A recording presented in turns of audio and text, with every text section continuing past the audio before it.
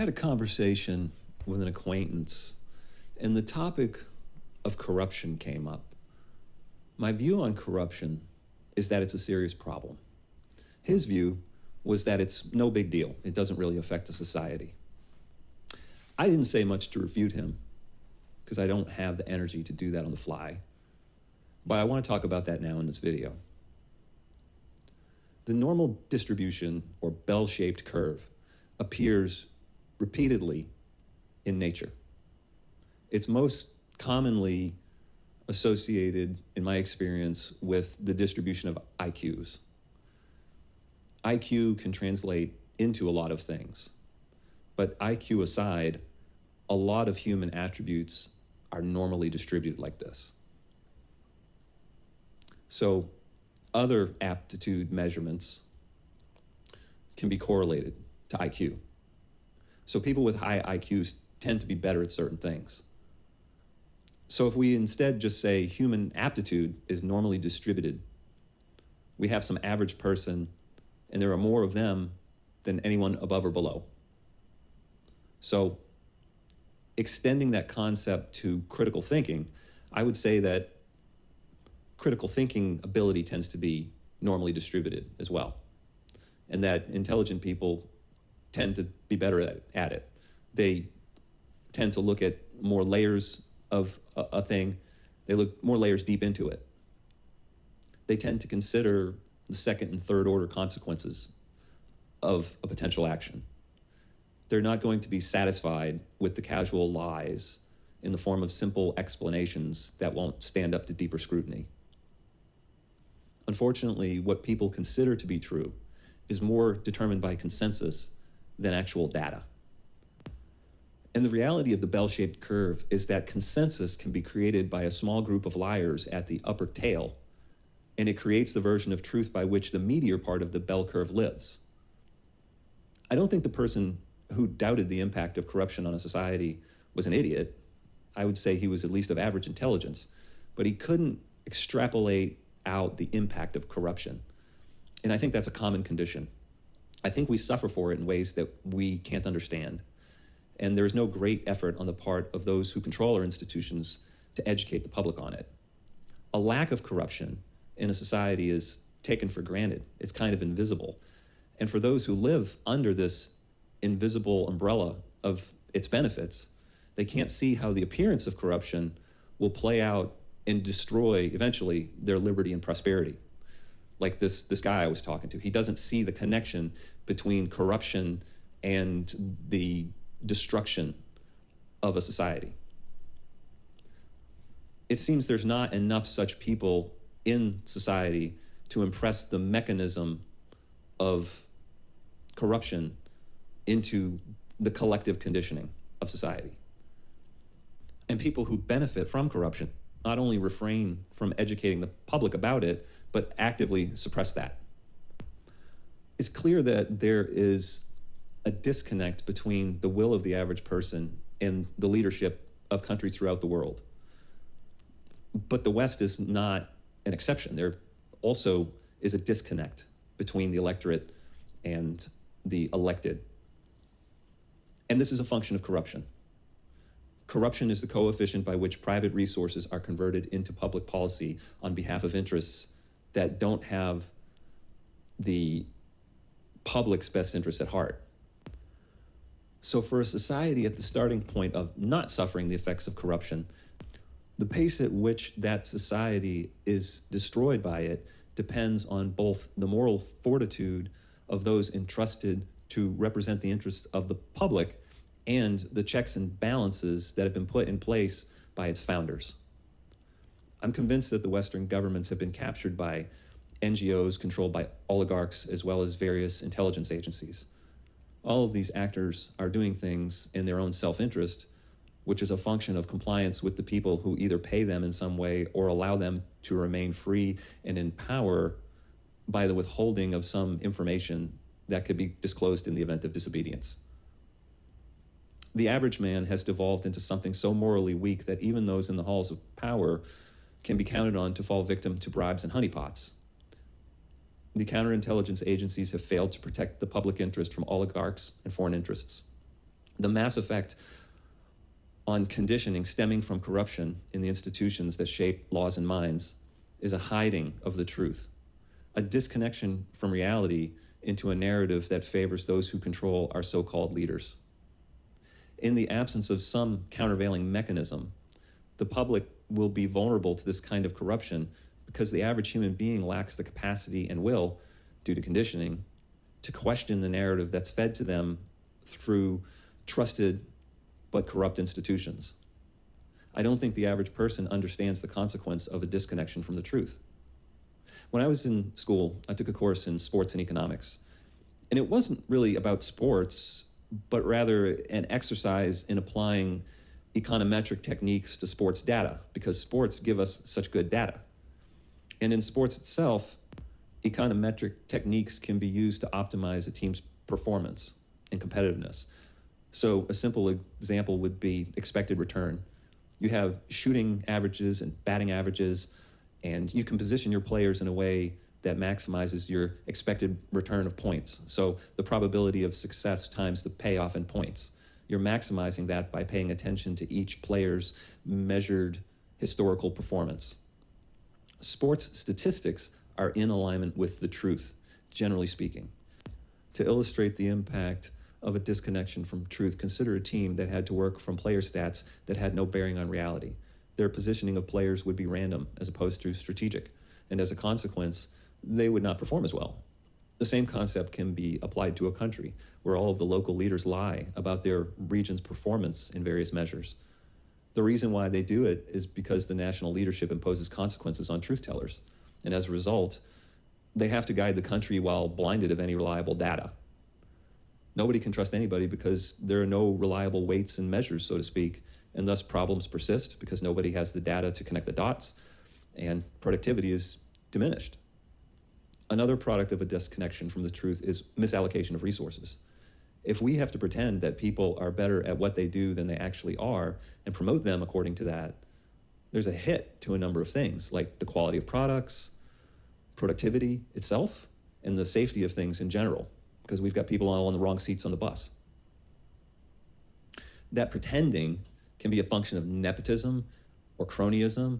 It can also be a product of institutionalized discrimination, favoring candidates with less merit over ones with more by virtue of some superficial quality. The bigger the talent pool that can be brought to bear for the sourcing of a role, the higher the quality of candidate that will be available.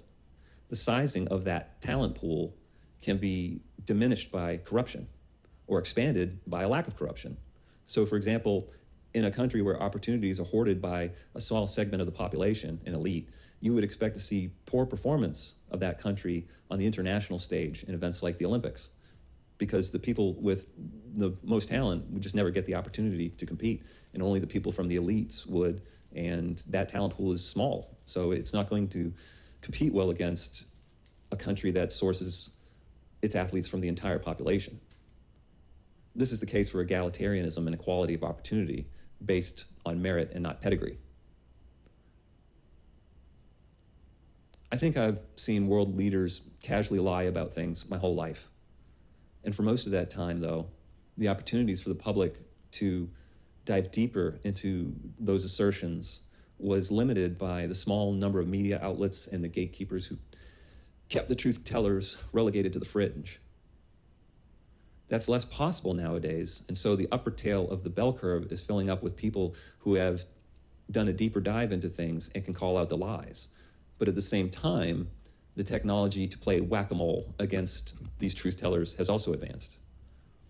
It seems like the truths that were suppressed initially do make their way eventually into the public conscience, but by then there's no will to do anything about it. Like, for example, during the thing in 2020, we were told so many things that were lies, and anybody who disputed them was sanctioned in some way, but many of those lies have been exposed over time. I'll give you a couple examples even. We were told that the lipid nanoparticles would remain at the injection site, but they didn't. They went all over the place. And the synthetic mRNA was constructed of these things called pseudouridines that persist in the system. They don't decay.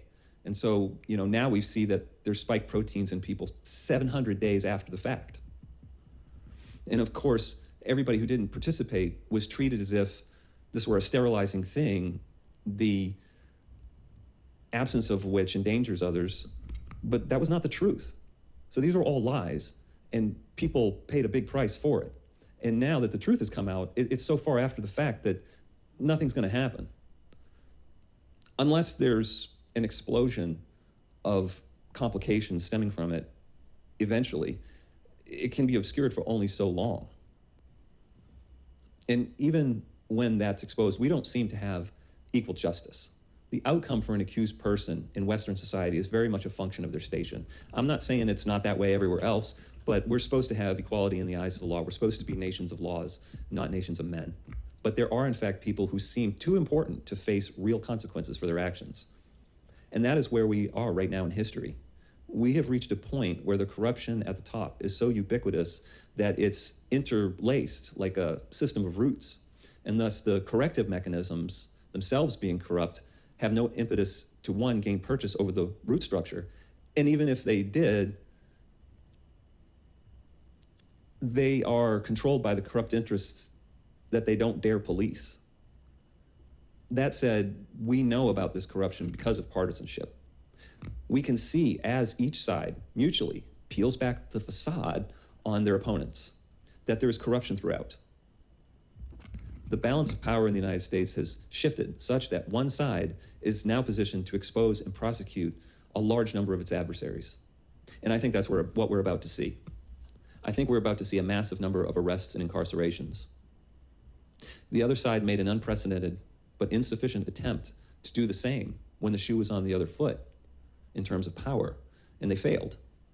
There is going to be a consequence for taking a shot at the king, so to speak. It's coming. The thing about the truth is that the longer and deeper the departure of the narrative from it, the more sudden and violent the correction in the assertion of reality will be. We in the West have been living in many fantasies. We ascribe merit to people for emotional reasons and have an unrealistic expectation of reciprocation from other cultures on a number of fronts, such as tolerance. Our insulation from the will and whims of others in our personal lives and national lives has caused us to collectively forget human nature. Kill the men, take the women. The West seems to operate under the delusion that everybody in the world operates through the same set of priorities and values. The reality is there are people who value certain things above money. And there are civilizations that have a different time preference than the short-termism exhibited by the West. In a lot of ways, we in the West are suffering the fate of the Celts in the face of the well-organized classical civilization that was Rome. I say this, and I guess I look at it through this lens because I'm probably more of a Celt than anything else. So when I think about my roots, I imagine these people who had their religion and culture destroyed by the Romans. The Celts were individually excellent warriors, but the Romans were like army ants, and they were relentless. The Celts just weren't organized in a way that could withstand that kind of a war machine, especially not in Gaul, where there were open plains versus the forests of Germania. I think this is illustrated in the way Vercingetorix was defeated by Julius Caesar. The outnumbered Romans simply built walls around the Celts and fortified the position and starved them into submission. There's kind of a cliche that generals are always planning to fight the previous war or the last war. The Romans were eventually overrun by the very barbarians whom they conquered, and we have, as a consequence, mastered the ways of war that we learned from them. We are very good at kinetic warfare, but we are ignorant of the subtler dimensions of war. For a long time, the West has been subject to an asymmetrical war through the shaping of minds, through conditioning. We've been conditioned to fear acting in our own interests against insular actors. I think the perpetrators of this scheme have hoped to bring us to a point of demoralization where we can't defend ourselves kinetically. Such an overthrow is harder to do when there are nation states that can see problems beyond their borders and then act to preempt them. That's why these institutions seek to destroy borders. But I think the meteor part of the bell curve is starting to wake up to this, because the civilization that is being introduced to replace the West is not shy about revealing its intentions. This issue will be forced, and likely soon. That's it for now.